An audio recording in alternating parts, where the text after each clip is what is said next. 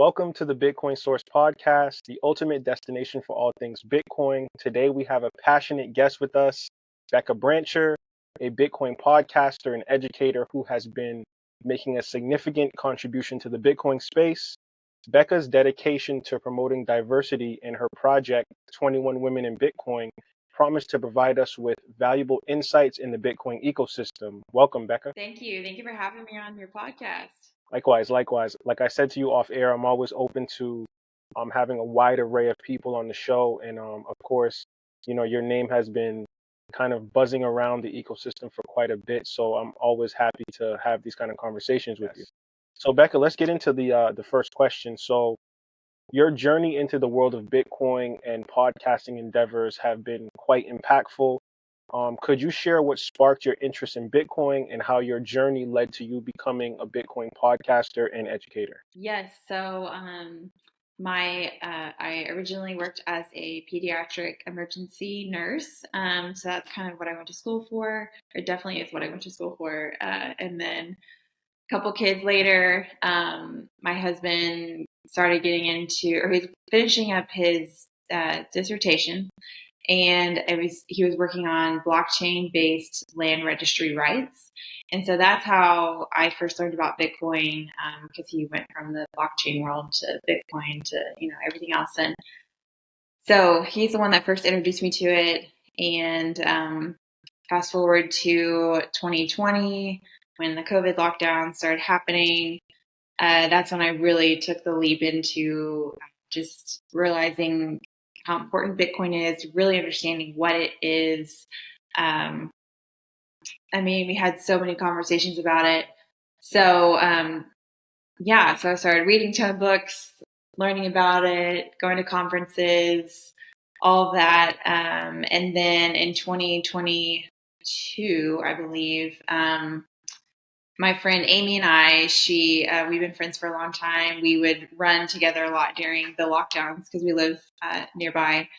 And we just started talking about Bitcoin and kind of how we wished it could be more inviting to women, because at our local meetups and stuff, it's mostly men, which is great, but we just kind of wanted to make it more, welcoming to women. So where my husband's office is, it is at a co-working space, and the top floor, they were building out to be a recording studio, and they needed someone to kind of try it out and make sure, the equipment worked and all the things. So they were like, hey, would you and Amy want to do a recap of the week of what happened to Bitcoin and crypto and stuff? And so we were like, sure, we'll try it out. We're both relatively new to the space, so it's a little intimidating to get in front of a camera and talk about it. But the original thought was we'll sit down, have a beer. That's where the name of the show was, the Bitcoin Brew. And so we did that a few times, and then one of the producers was kind of like, hey, what do y'all think about making it a little bit more professional and doing coffee, and you can still keep your name. So we changed up the format a little bit, did it in the mornings, and we did that for about a year. It was a lot of fun. Amy is incredible. And then she works with the Texas Blockchain Council, which is my husband actually started it and has done a ton of great work with it. And so their schedule is they're exploding, they're doing great. So her time is getting a little bit spread thin, and I kind of was looking at doing this project. So we decided to take a pause from that. So we did that for a year. And then now I'm working on the 21 Women in Bitcoin project, which has been so much fun. Nice. Thank you for that introduction into your world of Bitcoin. But I'm kind of curious too, was there any books or podcasts or anything that caught your eye very early in your initial Orange Pill journey? For sure.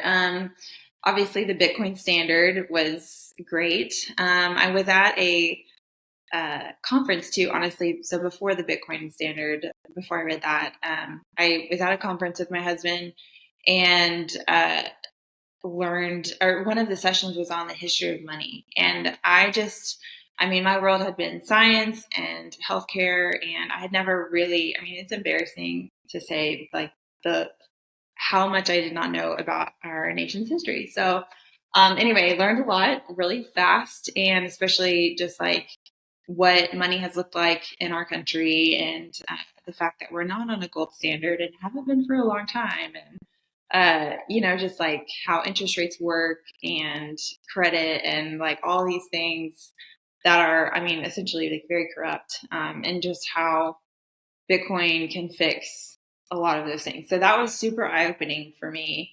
I listened to Pomp for a while when he did a lot of like Bitcoin stuff. I feel like he's now kind of more, broad, but in the beginning it was more Bitcoin focused. So I learned a ton that way. I listened to Peter McCormick's podcast, What Bitcoin Did. Um, Anita Posh actually has a really good podcast that I like, and she brings in a different, group of people, which is very interesting. Obviously, Natalie Brunell is brilliant. There's so many good ones out there. But the book, honestly, and the thing that I learned the most from was Jan Pritzer's book called Inventing Bitcoin.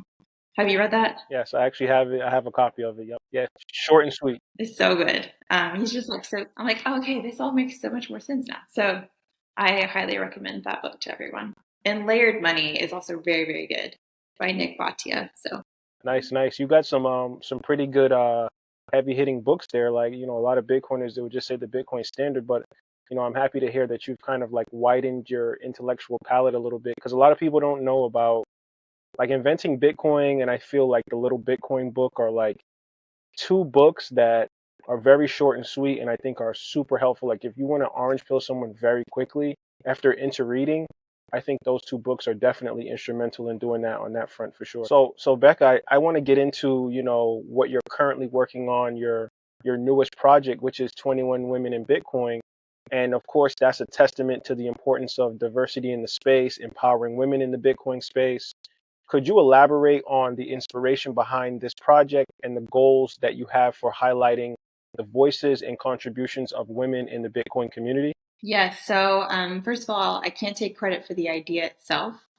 It was actually our friend Billy Gannon. I don't know if you've ever met him. He's in the Bitcoin, space. But anyway, super nice guy. Him and his wife, they were like, hey, because so I have 3 daughters, and I feel very strongly that they should be able to see themselves in any sector that they want to go into and feel confident in that. And I'm really just passionate that women in general should feel very empowered. So he was like, hey, you're really into Bitcoin. You have 3 daughters. You're married to Lee, who's obviously like meeting all these people. And what if you wrote a book about women in Bitcoin and, 21 million Bitcoin, let's make it 21 women in Bitcoin. And I literally thought he was kidding at first. I was like, oh, like that's ever going to happen. And anyway, we just kind of went back and forth for a while, and eventually kind of started thinking like, hey, that actually could be pretty cool. And so we got started, and I got connected to a really cool girl at Bitcoin Magazine, because they have a publishing wing now. So they're doing books, and had a call with her, and they just decided like, hey, because it's such a random like topic of like women in Bitcoin, we're not really sure how it's going to land. Let's do articles. And so I got connected with their editor, and we just started getting them out there. And yeah, so it's been a lot of fun. The purpose is to just highlight what each of these contributors are doing. So, I mean, everyone from Caitlin Long to Lynn Alden to Farida Nabarima to Anita Posh. I mean, it is like, I try to be as just diverse geographically as possible, because I think that's like so important as to what Bitcoin's doing in different parts of the world. Yeah, so it's just been a lot of fun. So like how do you view like your role in this whole like diversity of broader adoption? I mean, of course you've listed off some really incredible women, but I'm always a big fan of, I don't want to say the underdog, but people that have a lot of things to bring to the table, but they haven't fully blossomed in the ecosystem. And maybe honestly, some people are shy, some people don't really want to be out there like that. You might be one of those people, but I'm just always curious because before we did the show, I kind of was doing a little bit of homework on you, and I was like, wow, she's done like 2 podcasts, written articles. You're in Bitcoin Mag. Like you've done a lot of things. Why aren't more people talking about Becca? Like, so how do you feel as far as like your role so far in this whole diversity conversation? Well, first of all, it's super nice because I feel like it just made a tiny contribution. It's definitely a work in progress, but I mean, I'm very thankful for the connections that I've been able to get through. I mean, just Lee and being in Texas and going to these events and things like that. I mean, there's just so many amazing women who are more on the sidelines. And so it's easy for me to connect with them and kind of hear their story. And um, yeah, I'm really just thankful for those conversations. So I think my biggest thing is because my husband is mostly in the policy world of, creating good, meaningful legislation here in Texas, and hopefully that will impact the federal legislation, which I think it already is. But um, we're both fairly moderate in our political views. I'm definitely more left leaning, and he's more right leaning. But I feel like it is so important to elevate the voices of women who are making like a very positive impact in the space, because Bitcoin is great for everyone, but it's really good for women. I don't know if you've heard the story of Roya Mabu, but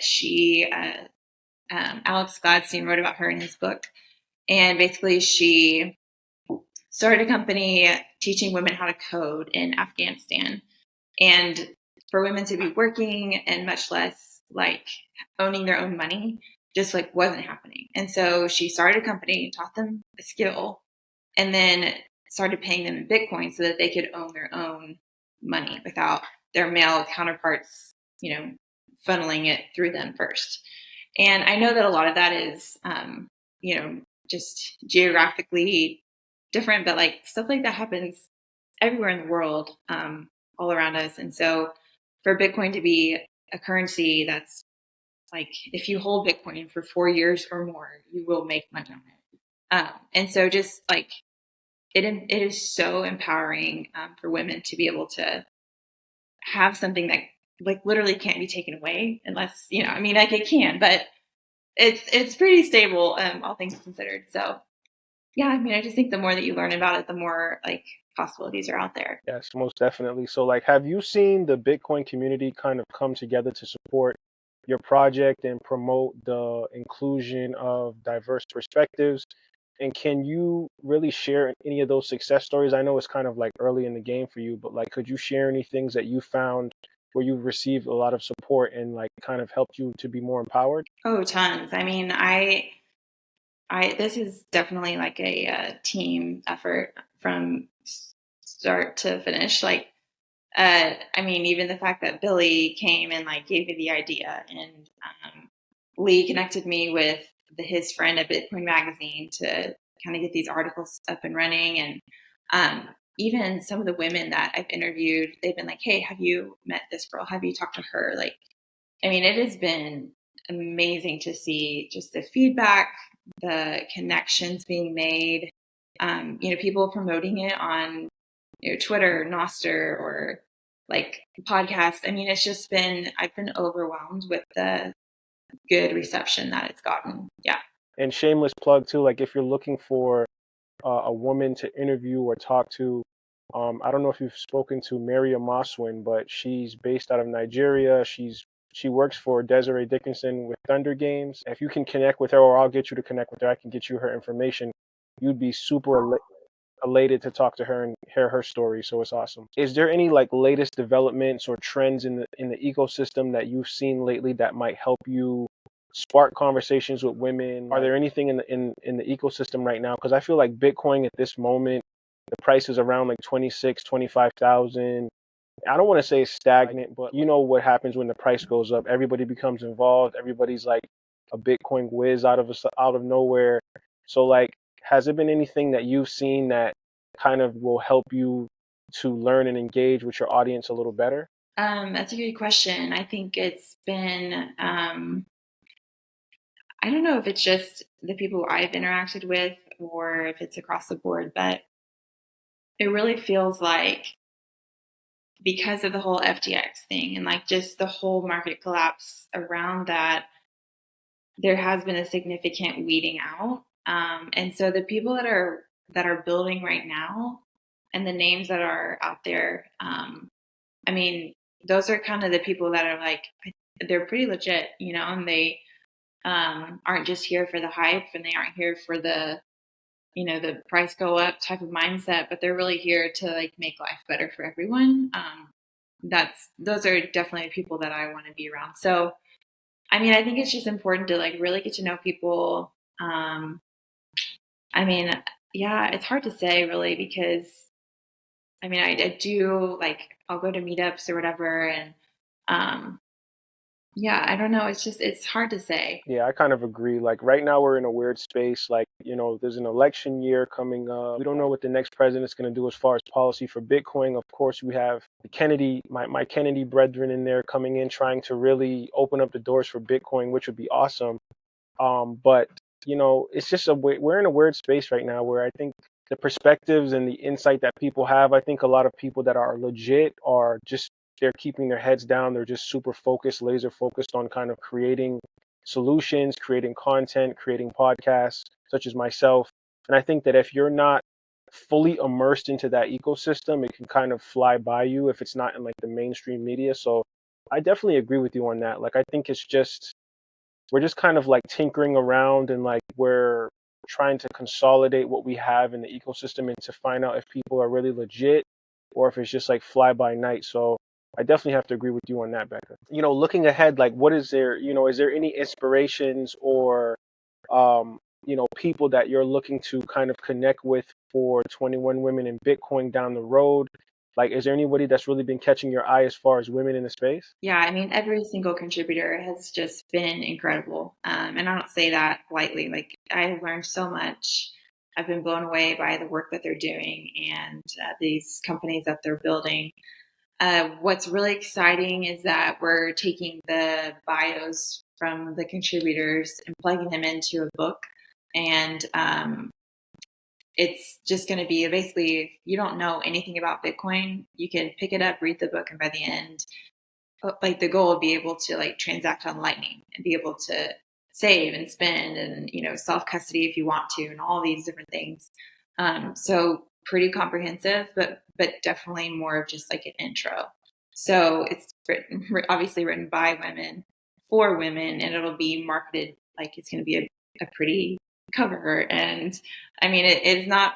I mean, men can read it if they want to, but I don't think that most men are going to find it interesting. But the goal is just to be able to pass it around to any woman of any age, any background, and for them to be able to see themselves in at least one of the bios, if not more.